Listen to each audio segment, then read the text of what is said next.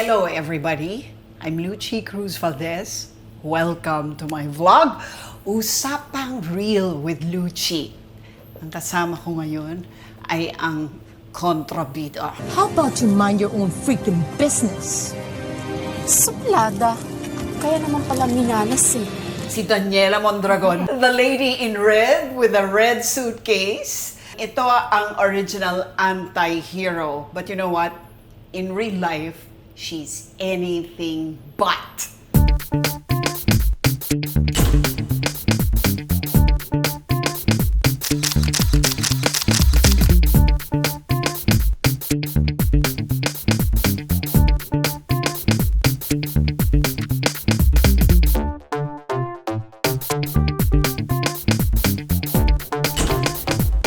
Pero ako, mapilit din kasi ako and I wanted to have, a family early because feeling ko talaga mamamatay akong maaga.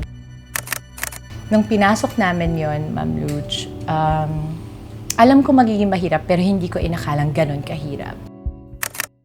Ipinakilala na ang bago nating kapatid na si Dimples Romana. Mag-aatid siya ng dagdag na good vibes tuwing umaga dito sa TV5. You know, Dimples, the first time I met you, when you joined News 5, Yes, I remember. ay sabi ko, ano ba tong babaeng to? Ang ganda-ganda. Pero walang kaalam-alam ng kagandahan niya. I mean, you're really, no, honestly, beauty and brains. And not only that, goodness. You have such a good heart.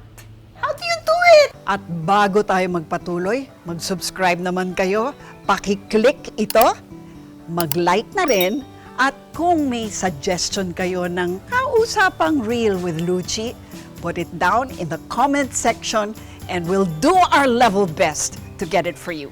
In my life, I have made like big mistakes, small mistakes, daily, yearly, every century mistakes. But somehow, I think yung pinaka-lagi ko lang pong iniisip is that I always go back to what my papa and what my mama would always tell me na it's not about the hurdle, not about kung ano yung pinagdaanan mo, but what you do after.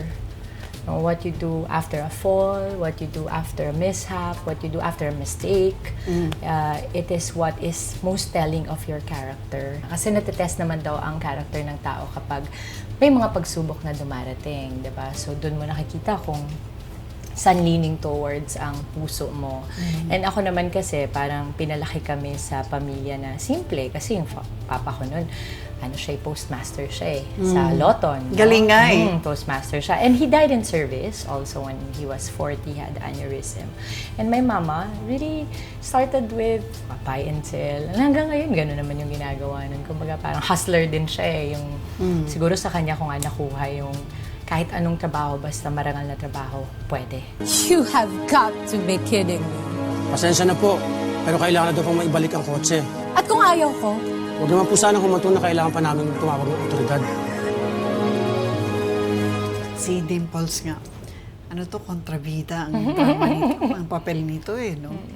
Karamihan talaga ng mga teleserye. Ewan ko na nga po, parang natutuwa sila na nakikipagsampalan ako. Ikaw talaga ang OG anti-hero. Naku, hindi diba? naman po. Marami akong mga sinundan ng mga mahusay.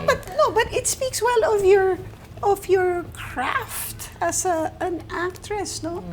That you who look so sweet and so nice. Nagiging dragon pala ako. And in real life, yeah, really very kind.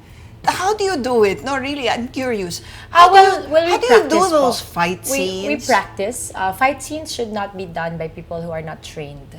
Kasi you could literally hurt other people. I know, right? So what happens is that they train us. Like I did a show po that was an action series called Iron Heart. I was doing it while we were together, Mama. And so we had to be trained by that. Bitch! Yung the sampalan, we practice it, we show, and Paano? usually Kunyari dialogue ako. Mama, ayoko, yung kakatakot naman. So, for example, pag sasampalin kita, Mama, sasabihin ko lang na, kanan yung gagamitin ko, Okay. So, pag nandito pa lang, i-jerk mo na yan, wag agad, kasi mahalata. So, pag ganyan, pag dito na, puk, Ganun. Diba? Ang trick. Pero may ano yun, sound effect na lang. Meron naman po. Just minsan meron talagang lumalapat. Kaya lang ako po kasi, hindi ko kayang lumalapat kasi hindi nga ako magaling na magtansya. Ang hirap naman. Napaka-demanding. So, dapat ako na lang manampay. Kaya alam mo, Mama, totoo yan. Kaya alam mo, Mama, pag nakakabili kami ng lupa or any bahay, pag tinitingnan ko, grabe. Luha, pawis, dugo, pagod, sakit, literal. And I was telling my children, anak, alam mo ba, I'll tell you a funny story. This house was bought because Mommy took 100 sampal. So si Alonzo would say, what? Wait, so you mean to say when you practice and then, do you actually get hurt? Yeah, you get Talaga, hurt also. you could. But that's why it's very important also that you work with people that you trust. But acting, is it natural for you? No, it was opportunity. So you didn't really seek it? No, Or, no. pero paano ka nag-practice? Ako po talaga, ang goal ko po sa buhay ay kapag binigyan ako ng ganito, susubukan kong gawin. So, nung time po na tinanong ako paano ako mag-artista, sabi ni Mr. M, kumanta ka. So, kumanta po ako ng Killing Me Softly ng The Fugees. Hindi po. Sabi niya, ay, hindi ko makanta. Teka, sample. Tapos, nung pasayaw, ay, hindi sumasayaw. Padramahin mo. Kaloka ka. Eh, nung time na yun po, kamamatay lang ng kapatid ko. So, medyo mag-ang pa ang ano ko. Oh. So, ang nangyari, napagaling tuloy. Pero, kailangan may gift ka rin of humility and saying, di ko to alam gawin. Sinong pwedeng magturo sa akin? So, lumaki po ako sa industriya with the likes of sina Tita Tirso Cruz, Tita Vilma Santos, Tita Jacqueline Jose, Sherry Hill. Great mentors. Opo, sina Tito Johnny Delgado. And from them, I have learned na kahit na gaano kalaki na yung estado nila sa industriyang ito, they were always so humble in saying, Direk, sorry, nagawa ko na ata yan before, no? Subukan natin ng iba pa. And when you hear the likes of Tita Vilma Santos saying something to direct Olivia Lamasan, Inang, in one of the movies that we were doing, it was called In My Life. Si Inang was saying, Vilma, nakita ko na to. And Tita Vilma did not hesitate. I remember her saying, Direk, sorry po, subukan po natin ulit. I look at her, I'm like, wow, ganun pala yung dapat. Kaya kung gusto nating magtagal sa any kind of trabaho, we always have to remain humble and teachable. You have to be able to embrace na hindi lahat ng pagkakataon, ikaw yung the best. Sana wag mag-cruise ang landas natin. Pero heto, stranded naman tayo. Hindi talaga, parang the expectation is, kasi nga, kontrabida ka. Sa maraming mga papel mo sa showbiz. Opo. Maganda ka. Ang husay mo, very articulate. You are a natural from the start. And now, I see you in the news. Opo. At Because of you, nag-news ka pa Mama, ulit. I remember. Grabe, lahat na. I have to say, Napaka all around. maybe just this part of the kwento, I will, please indulge me. I remember being asked by my handler, Dimps, si Ma'am Luchi, Cruz-Valdes, of course, the name. I'm like, what would she want from me? Then I look at my toolbox of learnings and skills and talents, and I'm like, Lord, meron ba akong pwedeng i-offer dito sa news? But laging sinasabi sa akin, and this was through one of my mentors, si Sir Deo, and Renalo was, head of Dreamscape. At the time, he was still alive. He said, Dimps, parang sa kanya ng ginto, ito yung sapatos, kunin mo. And then I'm like, in my head, Sir Deo, ang laki po ng sapatos. Sabi niya, suotin mo yung sapatos, essentially, take the job. And he said, grow your feet. Galing. Palakihin mo yung paa mo. Ibig sabihin, aralin ko. And so, because I was taught by a lot of my mentors this way, this mentality, nung pumunta po ako sa newsroom ng TV5 and you were there, I was going to meet you. Nag-blazer pa ako, ma'am. Kasi in my head, yung mga magagaling na anchor laging naka-blazer. Para lang hindi ko kainin ng hila ko. Ano? That was my attempt to just try to fit in. Kunyari, no? matalino kami. Ay, nako, hindi ma'am. Totoong matalino po kayo. So, pagdating ko doon and you said, okay, would you like to be part? And immediately, I was like, I was so blown away because, wow, at 39 years old at that time, I felt, dito mo ka dinala, Lord. So, you're trying to open a spot for me that is beyond my dreams. So, natutunan ko po na kapag nangangarap ako, I don't just focus on the dreams that I know from my heart. There is a bigger blueprint that is meant for me. Right. A bigger So, plan. Yeah. And just because it was not in my horizon doesn't mean it's not possible. So when opportunity presents itself, kahit di ko alam kung anong gagawin ko, naaral ko na lang po. Parang in reverse lang. But I guess for creatives like myself, most of us, we are given the job and then we study the job. And you've done your studying very, very well. Opo. Ito ang mas mahirap sa akin, ha? The fact that you married at such an early age, I married 19. young. Opo, I was 19. that a choice? For me, for my husband, not really. Not so much. What do you mean? No, but Pag were wala you siyang forced choice. to it somehow? Like you got pregnant or No. You Even- really made a choice to get married at Okay. 19? Ako po, nung bata ako talaga, I had a sister who had passed on at 9 years old. So this opened my heart and my eyes into the reality of death. Na pwede pala yun mangyari. Kahit gaano kabata pala, pwede mangyari yun. And then 4 And how years old later, was she? She was 9. So she was 5 when she had it. She was 9. But 4 years later, after po mamatay ng kapatid ko, it was my papa naman who passed. Aneurysm. Natulog lang siya. Tapos nung ginigising siya, hindi na siya nagising. And wow. he was 41, I think. No? And that opened my heart even more to thinking, oh my gosh, pwede pala po yun. And at that time, siguro po 16 ako. So 12 ako nung namatay si Pebbles. And then 16 po ako nang matay si Papa. Tapos hindi ko makalimutan, sabi ko, Lord, kukunin mo rin ba ako ng maaga? Kasi kung kukunin mo ako maaga, sana patikin mo naman sa akin na magkaroon ako ng pamilya. Kasi yun lang naman ang pangarap ko talaga po sa buhay, magkaroon ng kompletong pamilya. That is so weird because most 19-year-olds will dream of a career. Yeah. Will dream of, sabihin na natin, di ba?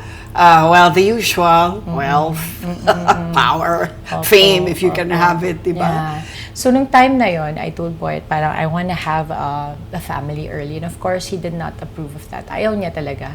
Pero ako, mapilit din kasi ako and I wanted to have, a family early because feeling ko talaga mamamatay akong maaga. Ganun ka-real yung fear sa akin. Tapos, naisip ko, naku, hindi magiging madali ito kasi nga, kahit naman naging breadwinner ako at 12 years old, so by that time, 7 years na po ako nagtatrabaho, hindi rin magiging madali sa magulang ko, at least kay mama at that time, to let go of me kasi I was so young. But it is not also something that I recommend to any child, any teenager at the moment lalo. Kasi nung time nga po namin, parisan. No. Anong time nga po namin ay mahirap na. Mas lalo pa ngayon kasi, well, the inflation, just the year was social that? responsibilities. What year was That was 2001. And I was 19 then, about to turn 20. And I remember telling my mama that, Mama, I'm gonna get married early. And so, syempre, galit na galit siya. And so, naintindihan ko rin po. Pati naman, well, my in-laws were still very kind to me, but hindi rin sila agree doon. Kaya lang kasi, Boyet and I made a choice very young, no? And we said, okay, let's start a family. But wow, nung pinasok namin yon, Ma'am Luch, alam ko magiging mahirap, pero hindi ko inakalang ganun kahirap, no? Okay, tell me about Kasi I was subjected to a lot of judgment, a lot of doubts as a young mom. O kaya mo bang maging ina? Bata ka pa. Kahit sabihin mong breadwinner ka, iba ang pagiging magulang. And they were all right, no? But again, I always go back to kung ano yung natutunan ko habang lumalaki is that it is not what you did wrong or what you were lacking that's going to be telling of your character, but how you're going to move about pagkatapos mong pagdaanan yon.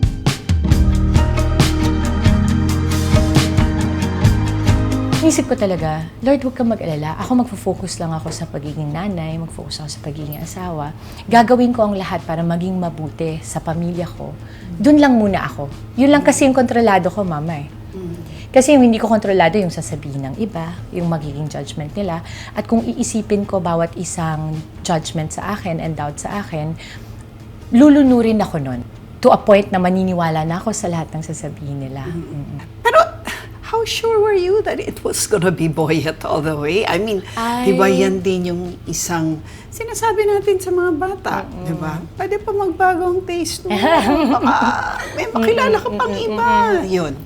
Ako po, pagdating naman sa pagpili ng mapapangasawa, at the time, Boyet and I were already going out for 2 years. So I was with him 17 ako, tapos nung 19 ako. 2 years na kami together.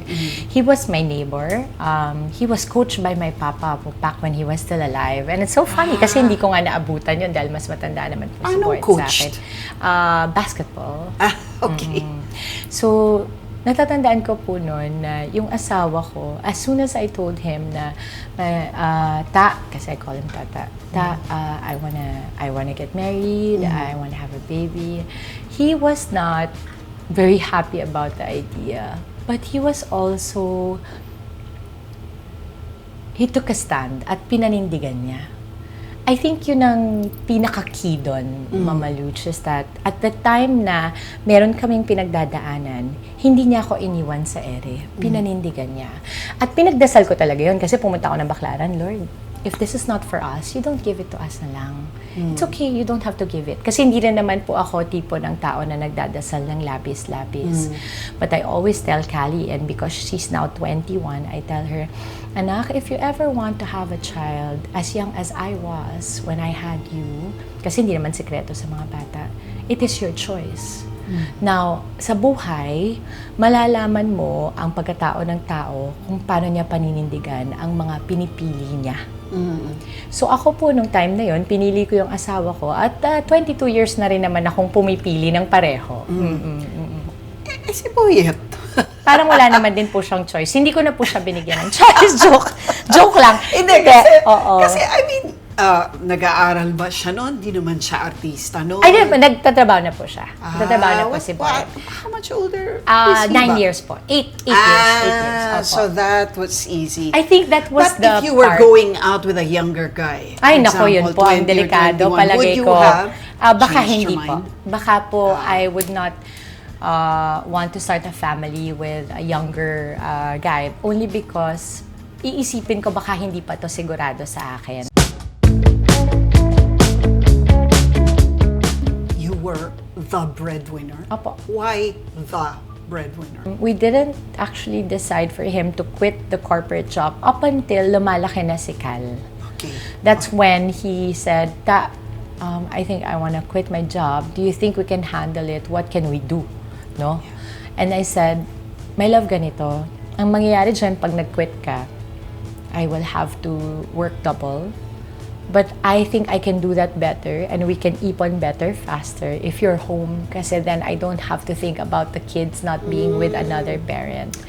Oo. So ano nangyari? Ang naging choice po namin, sabi ni Boyet, parang di ko kaya mawalay sa kay Cal. Si Cal pa po noon eh. Si Boyet po kasi, lumaki siya sa isang pamilya na double income po sila. Si Mommy was with a company in Pasig. I think she was an accountant. And si Papa flew for the Air Force, Philippine Air Force. Pilot. And then, piloto po si Papa. Yeah. So Boyet got used to growing up with rarely Papa there, and Mommy was there, but she was also working during the day. So naiintindihan ko siya nung sinabi niya sa akin na he wanted to be able to spend time with Callie. He wanted to give her the time, no? And so ako naman, I was very supportive of that. Pero syempre, it came with a lot of napagsabihan lang kami ni Mommy na, ni Papa, paano si Kuya? Hindi siya mag-work. It was a very non-traditional way of going about family. So, parang siya yung naging house husband. Opo, siya po. Siya po talaga. At I don't think our family would have reached 22 years this long and this strong if not for Boyet being home. He literally was and still is the haligi ng tahanan. And until now? Yes. Siya pa opo. rin? Siya pa rin ang nasa bahay po. Siya pa rin. And how is he with that? No, Boyet has Okay, I know the question, Mama, because I know I have some friends who would ask me na, hindi ka pa nakakuha ng parang, hindi pa na-insecure si Boyet. Kunwari, pag kikita ka ng mas malaki or siya, ikaw yung may trabaho, wala pa siyang problema doon. Si Boyet po ay napakasimpleng tao, yung asawa ko. While he grew up in a really good family naman, kasi sila mommy and papa provided for them, he was always, even then when we were dating, a very simple guy. And maybe that's why I'm so drawn to him.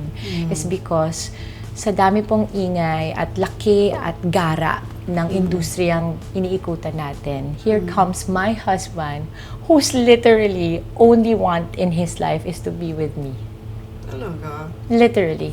So, he could deny this, but sabihin niya, ano pinagsasabi mo? But, yeah. But to not be pressured. No, diba? no. By the glitz. No, not at Diba? all. I don't think Boyet will ever be mababago of this industry. I don't think. He just wants to be with me. He just wants to do life with me and the kids. And so if you find somebody who's true to their word, somebody who tells you, okay, panindigan kita, forever kitang mamahalin. Pag sinabi niya yan sa'yo at hanggang ngayon, after 2 decades, yun pa rin ang pininindigan niya. I say I got a keeper. Siya na talaga. Teka lang. Let's talk about you as a mom. Considering that your husband is the house dad. Yes, opo. Paano ka? Boyet po ang separation or distribution of work. Boyet does the nitty-gritty daily things. So he teaches the children all that they need to know to survive.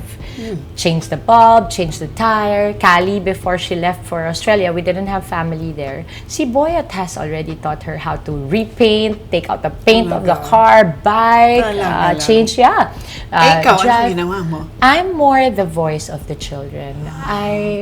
From the get-go po, mula sa pagkabata nila, I make sure that the inner voice of my children will always be louder than the voices that they will hear outside of our home. I know the feeling po kasi nung mabobombard ka nung judgment ng mga tao. Alam ko yung pakiramdam ng they will somehow mold you into somebody you are not until you begin believing what they tell you.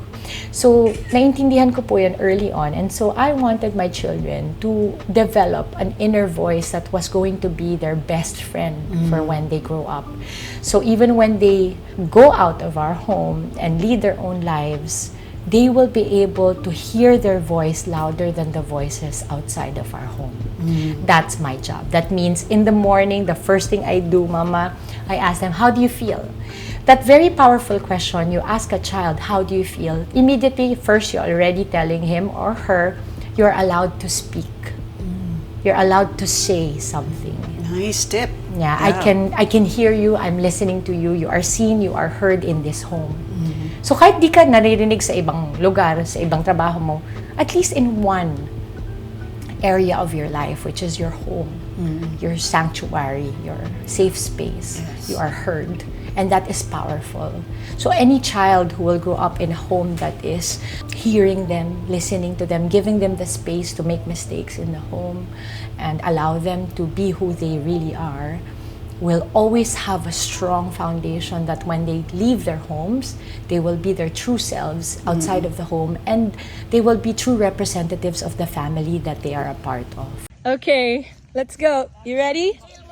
Chill. Chill. Let's go. Up. Good boy. Let's talk about your children. How do you deal with Callie? How did you bring her up to be who she is now? And you're very proud of her. I'm You have super every proud, reason Mama. to. You know, I want to say I did all these things, but that won't be true because I was not the parent who was always home. That was Boyet. So however Callie is at the moment, I could have a little bit. I tried to support her best I could, and I tried to understand and never change her. That was non-negotiable po for us, for Boyet and I, is that we literally, pagkalabas ng bata, we were excited to get to know them. We didn't have any expectations. We don't have dreams for them. We want to make sure that they create their dreams on their own. Because at the end of the day, pag ang magulang, diniktahan natin yung mga anak natin sa mga gagawin nila, pag naging hindi sila masaya, babalik at babalikan nila tayo. Sumbatan ka. How are you as a mother, and with a baby? How are you the traditional I'm super nursing traditional. mom, I'm super... et cetera? Ako po yung tipo ng magulang na naniniwala sa hamog, naniniwala ako sa kabag. Ako yung magulang na naglalagay ng mansanilya sa tiyan. Ako yung nagmamasahe. Opo. Oh, wow. Ako yun. Pinay na Pinay Opo, yun. ako po yan. Kasi yun din po yung kinalakihan ko sa amin, no? Pero kay Callie noon, kasi po sa tatlong anak namin, iba-iba po ang pagpapalaki namin. Kasi iba-iba din po sila.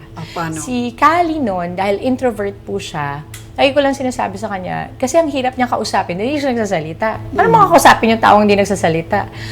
Sabi nga namin ni Boy, challenge to kasi we don't want to change our children. So how are we able to ask her? Now, I realized that with our kids, it's not always what they tell us that we have to listen to. It's also what they do not tell us. Wow. Paano mo nalalaman yan? How do you discern it? I've already developed a certain sixth sense when it came to what upset her. Kunwari, na-upset siya dun sa gano'n. No? Alam ko na to, hindi na to dapat maulit. Is that a maternal thing Yes, for I you? think so. Tingin mo? Opo, parang alam mo na kagad na. And also, at the end of the day, kasi our children are little versions of ourselves mixed and matched, no? So, nakikita ko rin yung sarili ko kay Callie, kasi kung hindi po ako nag-artista, ganun din ako kahiyain eh. Kumapal na lang po yung mukha ko nung nag-aartista na ako, kasi kailangan na. So, pag may pangangailangan ka sa buhay, kakapal talaga yung mukha Talaga, mo totoo eh. yan. Gagawin mo lahat. Okay, paano mo, sila ba na-influence in any way to join showbiz? Oh, Callie was always asked because she was very pretty. Yes. Also, she was tall, she was She sexy. is. And she's very smart.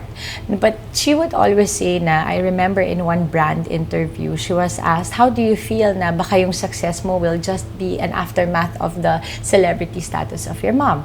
And sabi ni Callie, while I acknowledge that my mom has this celebrity status, I also welcome the available opportunities that it comes with, no? But, sabi niya, my mom and my dad would never meddle around things that I always want to do for myself. And so I think the biggest proof of that is when she decided she wanted to become a pilot. Now, that's away from what I do, Yes. Mama. Yes. Long way from it. But I realized na saan pa natin dadalhin yung pera natin? Sabi ko kay Boyet, kung hindi sa education ng mga bata, yun lang naman ang mapamana ko. Mahal magpapilot, Mahal ha? po, opo. Kaya tumatanggap din po ako ng labada, baka gusto niyo pa magpalabas ako. Hindi ka namin afford. Naku, Mama, kaya Masyado mo ko. maganda na bandera. Hindi Kaya mo pwede. ko. What about Alonzo? Si Alonzo, nakikita-kita na Opo. natin. Alonzo could be part Sa of the news social- department. Baka pwede maging John na yung anak mong yan. Alonzo is the complete opposite of Ate Callie. Ate Callie is very firm, very focused, very sweet yet very reserved. But Alonzo is the extrovert. Complete opposite, Mama. Ito yung madaling matouch, very sensitive, kasi he's also very open. He enters the room and he commands the presence effortlessly because he's so open to people. He wants to get to know people. He's interested in people. Wala po siyang pili. Very showbiz. Yun. So, Pwede. yun po siya. But he's easily distracted. So, two different pods came from the same womb, same dad, yes. and yet so different. And so, we had to tweak our parenting a lot. So, with him, it was more to calm him down, more than to amp him up. Tama. I'm glad you mentioned that kasi, I also have 3 kids. And Yes. they came from the same set of parents. It's Pero strange, iba-iba. no? That kids are really different one from Opo. another. Opo. Even though they come from the same, Same set parents, of yeah. parents. It's so amazing. I find it amazing too, Mama. And of course, Ilyo. I would say that Ilyo would be a hybrid of both Kuya and Ate. Ilyo is the same as Callie. She's very, I wouldn't say aloof, pero maingat po sa tao. Pero malambing din siya parang si Kuya. Tapos, minsan suplado din siya, pero minsan friendly din siya, depende sa taong kaharap niya. So we have yet to find out. Yeah. Yeah. And as a mother, what humbled you most? That it was the honest truth that I literally will never be able to do enough for my kids. We always want to try our very best to give them everything we feel we can provide them. But will everything we can give them be good for them? Sometimes as moms, we tend to overdo things. And what really humbled me po is the fact na because I do so good with what I do as a professional, there is this thinking na as a mom, kaya ko na rin to kasi magaling naman ako dun sa trabaho ko eh. Pero na-realize ko pag uwi ko, back to zero tayo kasi dito di ako artista. I remember there was this one fight that Callie and I had. She was 16 or 15. And she was a teenager. Pinakamahirap na time para sa akin yung teenager kasi they are asserting themselves, they want to be independent. Ito yung panahon na nagmamadali kang maging matanda eh. I know it because I went through that. And so at the time, I told Callie, bakit hindi mo naisip to? It's such a big, di ba we always say, bakit hindi mo naisip? Or dapat naisip mo to? Kasi syempre, as a parent, iniisip mo, ang talino na naman ng anak ko, dapat alam niya na yun, di ba? Yes. So parang, when we say that to our kids, somehow, you are belittling them and putting them in a spot where they feel they were not enough. Right. And nagkamali ako dun. I ate such a big humble pie because what I heard from Callie struck me to the heart and to the bone that even up until this moment, I felt so guilty that I even said that. It was such a petty thing that we fought about. And sabi niya sa akin, I'm not like you, Mom. I'm not you. You can do all these things, but I'm not you. You're so good at what you do, but I'm not you, Mom. I am me. And so, wow, I was like, why was I... It was not a conscious thing eh. Pag nanay ka, hindi mo napapansin, di ba? Minsan inisip mo, may mali ba akong sinabi doon?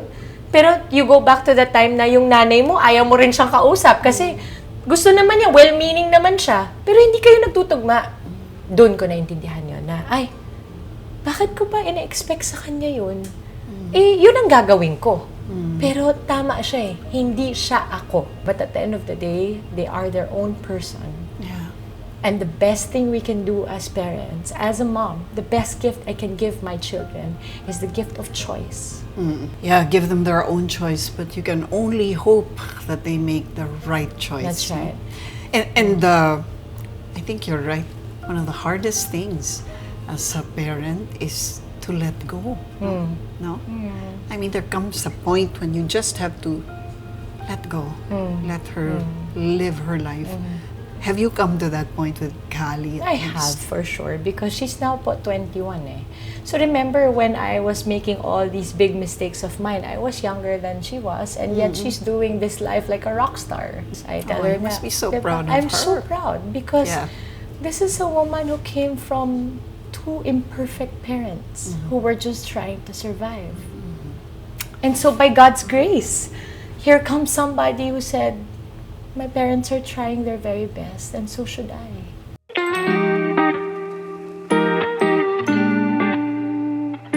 So how do you balance your time shooting? And sometimes I know you do overnight shoots and Opo. early morning shoots. Opo. How do you balance your, sabihin na natin, di ba, tight schedule Opo. with work and your talk time Opo. with your kids? So, when it was just Callie, hindi pa po ako pwedeng magpaalam basta-basta sa trabaho. Wala pa po akong kahit papanong say na gano'n. Poder. Wala pa po. So, I make use of my time. Either I sleep or I rest or I do reviewers. And as soon as I come home, kasi every other day lang naman po yung taping ng teleserye, I would review Callie. So, that was my designation at that time. And then, what I would do from Tanay Rizal po or Taytay, I would drive. I would tell my producer, Ma'am, Nay, Nay, pwede po ba ako matapos at ang 11, uuwi lang po ako magdadrive para kumain ng tanghalian sa amin. Babalik po ako sa inyo pagkatapos po mananghalian. So everybody knows of this po. Doon sa mga kasama ko. Talaga yun, ha? Opo, because I come from a family na namamatayan kami anytime eh. So when death becomes such a big reality in your life, you feel like every meal will be the last. Oh, wow. So I never let go of that feeling. I go about my day and I think, baka last na to, what would I do if this were my last day? I hug better, I hug tighter because I know it could be the last. So I spend my days cooking because feeling ko baka this would be the last. Pag hindi ako umuwi ngayon, baka hindi ko siya abutan. Kasi it's so simple yet mundane but still very profound to me because yun yung pinagdaanan ko. And I know it sounds super cliche, but it's really how it is to me. I treat everything as a bonus. I treat a parking slot as a blessing. I treat adversities as a blessing. Little things. Because ang buhay natin, hiram lang eh. So, dahil hinihiram ko lang to, what can I make the most of this life that was gifted to me?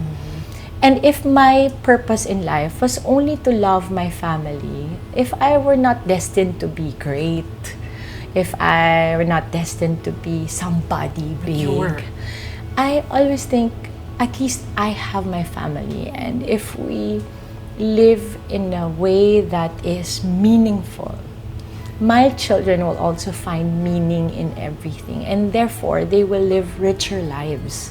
They don't have to have a lot of money. I like money, Mama. Mahilig ako sa pera. Gusto ko yung pera. Don't we all? Yeah. Kasi it affords you so many good things for your family.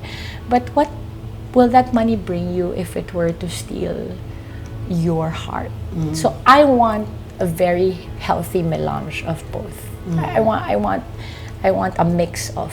I know it won't ever be balanced, but I try. But that's a great way of looking at life. To know that this day could be your last. You might not even last the interview. I mean, Opo, that's right. Hindi with po your dad malaman. Opo. dying of aneurysm, who would have thought, right? Yes. Natulog lang, nag-siesta. Tapos nawala na. Very healthy view. And I have to say that it's made you the great person that you are. So I try. you were destined for it. Naku, Mama. That's the greatness you have. I mean, it's not in your being artista. It's not in your being a beautiful person physically, even intellectually. You're very bright. But it's where your values are. I think that's what makes you a great person, Dimps. Ang lagi ko na lang pong iniisip, Mama Luch, kung nanonood yung tatay ko, would he be proud of...